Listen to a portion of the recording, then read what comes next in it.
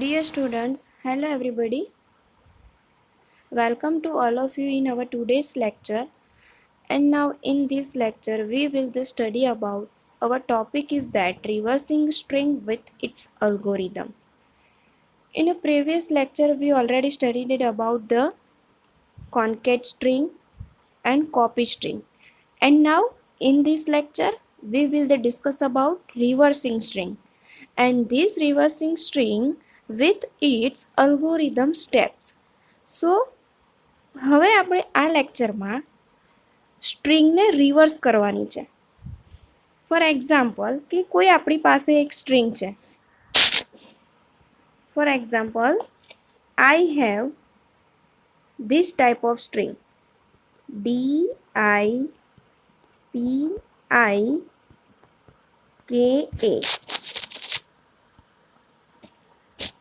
So I have this type of string DIPIKA. મારી પાસે DIPIKA Deepika કરીને એક સ્ટ્રિંગ છે. હવે આ સ્ટ્રિંગને મારે શું કરવી છે? રિવર્સ કરવી છે. રિવર્સ મિનિંગ કે લાસ્ટમાં જે કેરેક્ટર છે એને આપણે ફર્સ્ટથી સ્ટાર્ટ કરીને જે ફર્સ્ટ કેરેક્ટર છે એને લાસ્ટમાં પુટઅપ કરવાનું છે. તો આખી સ્ટ્રિંગ આપણને શું થઈ જશે? રિવર્સ મળી જશે. તો રિવર્સ સ્ટ્રિંગ આપણને જોઈતી હોય તો રિવર્સમાં આપણને કઈ રીતે મળશે? AKIPID. તો આ જે આપણને સ્ટ્રિંગ મળશે એને આપણે કેવી સ્ટ્રિંગ કહીશું? Reverse string. તો DIPIKA એનું રિવર્સ આપણને મળે છે AKIPID. તો હવે આ સ્ટ્રિંગને આપણે રિવર્સ સ્ટ્રિંગમાં કન્વર્ટ કરવા માટે અલ્ગોરિધમના સ્ટેપ કઈ રીતે ફોલો થાય એને આપણે જોઈશું. તો ફર્સ્ટ ઓફ ઓલ હું તમને સમજાવું એ પર ધ્યાનથી જુઓ કે જ્યારે પણ આપણે કોઈ સ્ટ્રિંગને રિવર્સ કરતા હોઈએ તો પહેલાં તો દરેક સ્ટ્રિંગના કેરેક્ટર જે છે એની લેન્થ ફાઇન્ડ કરી દેવાની. મીન્સ કે પહેલી લેન્થ આપણને શું હશે? અહીંયા ઇન્ડેક્સ પોઝિશન 0, 1, 2, 3, 4 એન્ડ 5. હવે 5 નંબરની જે આપણને લેન્થ છે ત્યાંથી આપણે કેરેક્ટરને ફર્સ્ટ પુટઅપ કરવાનું છે. તો ડિક્રીઝ થશે પછી ત્યાંથી લેન્થ આપણને. તો 5 કે કઈ પોઝિશન પર હતો? 4, I 3 પોઝિશન પર, તો 3, 2 P2 પર, I 1 પર એન્ડ D 0. સો અહીંયા 0 પર આવશે. તો જ્યારે પણ આપણે સ્ટ્રિંગની લેન્થ ફાઇન્ડ કરશું ત્યારે લાસ્ટ કેરેક્ટરની જે લેન્થ છે ત્યાંથી ડિક્રીઝ થતાં દરેક કેરેક્ટરને આપણે ક્યાં પુટઅપ કરવાના છે? એક ન્યૂ સ્ટ્રિંગની અંદર. અને જેનાથી આપણને રિવર્સ સ્ટ્રિંગ ફાઇન્ડ થઈને એક ન્યૂ સ્ટ્રિંગ મળશે. તો એનું ડિસ્ક્રિપ્શન જોઈ લઈએ. This operation is use to reverse the given string. હવે આ ઓપરેશનથી આપણને શું મળશે? રિવર્સ સ્ટ્રિંગ મળશે. પણ શેની? આપણે જે ગિવન સ્ટ્રિંગ આપેલી છે એની. In order to reverse a given string we have to find the length of given string. જ્યારે પણ આપણે રિવર્સ સ્ટ્રિંગ માટે સેકન્ડ સ્ટ્રિંગ ન્યૂ મળે છે ત્યારે ફર્સ્ટ સ્ટ્રિંગ જે આપણને આપેલી છે એની લેન્થ ફાઇન્ડ કરશું. Once length of string is found, જો આપણને સ્ટ્રિંગની લેન્થ ફાઇન્ડ થઈ જશે પછી we can start copy character from end of given string. પછી આપણે શું કરીશું?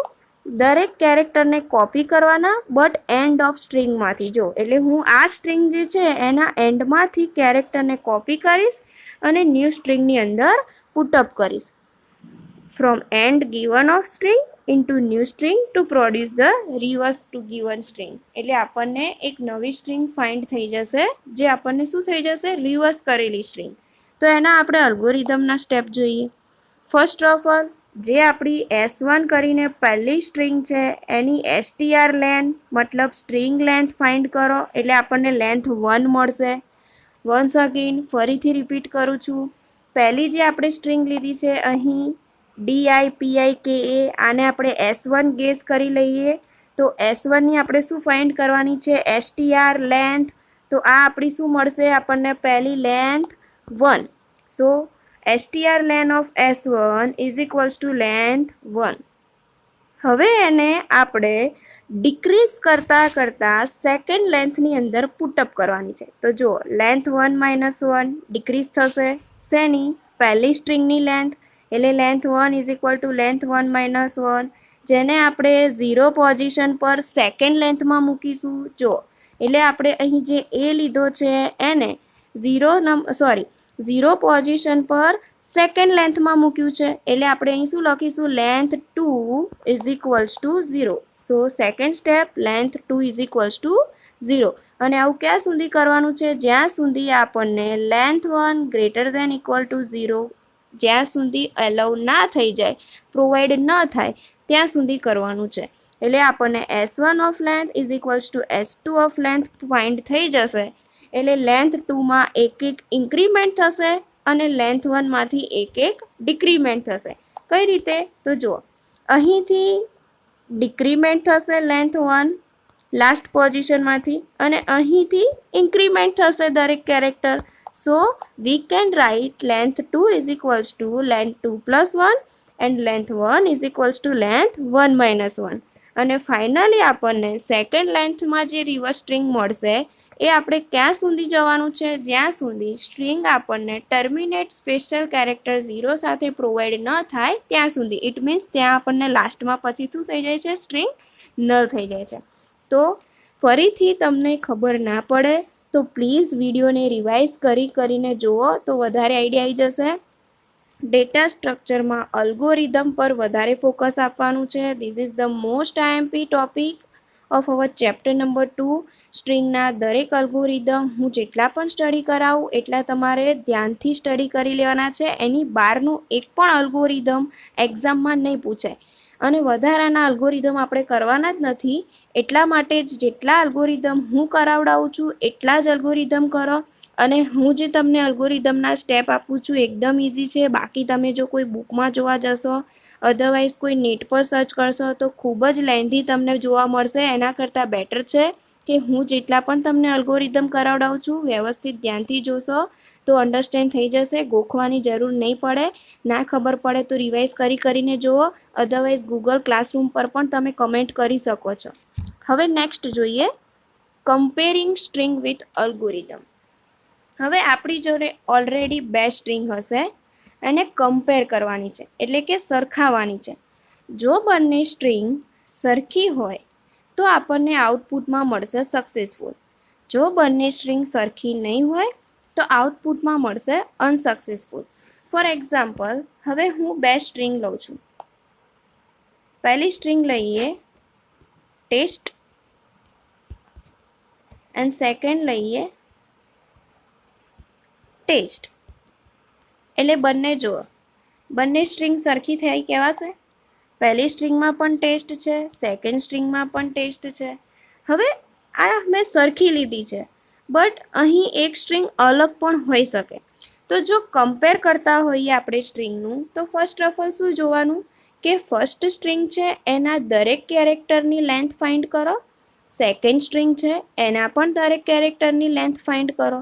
જો બંનેની લેન્થ સેમ હોય તો દરેક કેરેક્ટરને કમ્પેર કરો. ફરીથી ધ્યાનથી સાંભળો.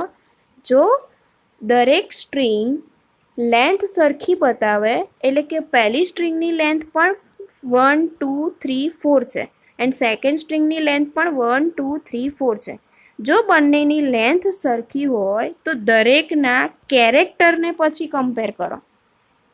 અને જો દરેકની લેન્થ અલગ આવતી હોય તો પછી ત્યાંથી જ આપણને આઈડિયા આવી જાય છે કે સ્ટ્રિંગ છે એ કમ્પેરને લાયક છે નહીં. મીન્સ કે એ અનસક્સેસફુલ છે, એ સ્ટ્રિંગનું કમ્પેરિઝન પોસિબલ છે નહીં. માની લો કે અહીં TEST પાછળ આપી દીધો હોય અને અહીંયા TEST હોય તો આની લેન્થ 5 મળશે, આની લેન્થ 4 મળશે, તો પછી કમ્પેરિંગનો કોઈ મિનિંગ જ નથી, કમ્પેર જ ના થઈ શકે. બટ જો બંનેની લેન્થ સેમ મળતી હોય તો દરેક કેરેક્ટરને કમ્પેર કરવાનું સ્ટાર્ટ કરો. હવે આપણે એનું ડિસ્ક્રિપ્શન જોઈએ કે જો this operation is use to compare 2 string. હવે આ ઓપરેશન શેના માટે યુઝ થવાનું છે? 2 સ્ટ્રિંગને કમ્પેર કરવાનું, સરખામણી કરવાનું. These 2 strings are said to be equal only આને આપણે ત્યારે જ ઇક્વલ કહી શકીશું કે જ્યારે when all characters at corresponding position in both string are equal, કે બંને સ્ટ્રિંગમાં રહેલા કેરેક્ટરની પોઝિશન સેમ હશે. એટલે કે જો પહેલી સ્ટ્રિંગના 4 કેરેક્ટર, સેકન્ડ સ્ટ્રિંગના 4 કેરેક્ટર, તો બંને સેમ. અને જો સેમ મળે તો પછી આપણે શું કરવાનું છે? We have to find the length of both string, and if length of both string is not equal, જો ઇક્વલ ન હોય, then string are not equal. તો આપણે સ્ટ્રિંગને ઇક્વલ કહી શકીએ નહીં. But length of string is equal, જો આપણને સ્ટ્રિંગની લેન્થ ઇક્વલ મળે, then we have to compare each character of both string. તો પછી આપણે શું કરવાનું છે? બંને સ્ટ્રિંગના કેરેક્ટરને કમ્પેર કરવાનું સ્ટાર્ટ કરવાનું છે. If all character of corresponding position in both string are equal, then we have to set string to be equal. તો આપણે એને કહી શકીએ કે સ્ટ્રિંગ શું છે? સરખી છે. હવે એના અલ્ગોરિધમના સ્ટેપ જોઈએ. સ્ટેપ એકદમ ઇઝી જ છે, ગભરાવાની જરૂર નથી. અલ્ગોરિધમના એક પણ સ્ટેપ તમારે ગોખવા નહીં પડે જો તમે દરેક વિડીયો ધ્યાનથી સમજશો તો. એમને સ્કીપ કરતાં દોડાઈને જો તમે ખાલી જે પ્રેઝન્ટેશનની સ્લાઇડ પર દેખાય છે એને જો ડાયરેક્ટ કોપી કરશો તો હું તમને 100%ની ગેરંટી આપું છું કે ડેટા સ્ટ્રક્ચર સબ્જેક્ટને તમે પાસ નહીં કરી શકો. એના કરતાં બેટર છે કે વિડીયોને શાંતિથી પુશ કરીને જોતા રહો કે કેવી રીતે અન્ડરસ્ટેન્ડ થયેલું છે. ડાઉટ હોય તો કમેન્ટ કરો. અત્યાર સુધી તમને મને એવું લાગે છે કે કોઈ ડાઉટ છે નહીં, એટલે ગૂગલ ક્લાસરૂમમાં કોઈ કમેન્ટ આવતી નથી. સો પ્લીઝ ડિયર સ્ટુડન્ટ, જો તમને ખબર પડતી હોય તો મને કોઈ પ્રોબ્લેમ નથી, પણ જો ડાઉટ હોય તો તમે ક્લાસરૂમ પર કમેન્ટ કરશો તો જ મને આઈડિયા આવશે કે તમને હા કંઈક ડેટા સ્ટ્રક્ચરમાં ડાઉટ થયો, નથી ખબર પડી. સો પ્લીઝ દરેક વસ્તુ જે વિડીયોમાં સમજાવું છું એ ધ્યાનથી સમજશો તો આરામથી યાદ રહી જશે. હવે આપણે અલ્ગોરિધમ પર જઈએ. First of all length find કરવાની છે સ્ટ્રિંગની. આપણી જોડે 2 સ્ટ્રિંગ હશે તો એક સ્ટ્રિંગ માટે S1 લઈ લો, સેકન્ડ સ્ટ્રિંગ માટે S2 લઈ લો. બંનેની લેન્થ ફાઇન્ડ કરો. એટલે જો પહેલું સ્ટેપ શું છે? લેન્થ 0 ફાઇન્ડ કરવાનું. પોઝિશન ક્યાંથી થશે? ઇન્ડેક્સ વેલ્યુ 0થી. ત્યારે પણ આપણને ઇઝ ઇક્વલ્સ ટુ શું મળશે? ઇક્વલમાં 0, કારણ કે હજી તો આપણે લેન્થ ફાઇન્ડ કરવાનું સ્ટાર્ટ કર્યું છે, એટલે એ વખતે આપણને કોઈ રિઝલ્ટ આપવાનું નથી, એટલે ઇક્વલ પણ શું મળશે? 0. ચલો પહેલી સ્ટ્રિંગની લેન્થ ફાઇન્ડ કરો, સેકન્ડ સ્ટ્રિંગની લેન્થ ફાઇન્ડ કરો. If length 1 does not equal to length 2, એનો મતલબ કે પહેલી સ્ટ્રિંગની લેન્થ અને બીજા સ્ટ્રિંગની લેન્થ સરખી નથી થતી, then write string are not equal. And repeat step number 5. અને સ્ટેપ નંબર 5 સુધીનું આ સ્ટેપ છે એ ફોલો કરવાનું છે. સ્ટેપ નંબર 5 શું કહે છે કે જો આપણું લેન્થ 1 S1 અને length 2 S2 both are not equal, જો બંને ઇક્વલ ન હોય ત્યારે આપણને આઉટપુટમાં શું મળશે? 1. 1 મીન્સ કે આપણી લેન્થ ફાઇન્ડ કરીએ છીએ એ કમ્પેર કરવા માટે પોસિબલ નથી. મીન્સ હવે નથી તો દરેકને ઇન્ક્રીમેન્ટ કરીને ચેક કરતા રહો કે 0 નંબરની પોઝિશન પરથી 1 નંબરની પોઝિશન પર જાઓ, 2 નંબરની પોઝિશન પર જાઓ, 3 નંબરની પોઝિશન પર જાઓ.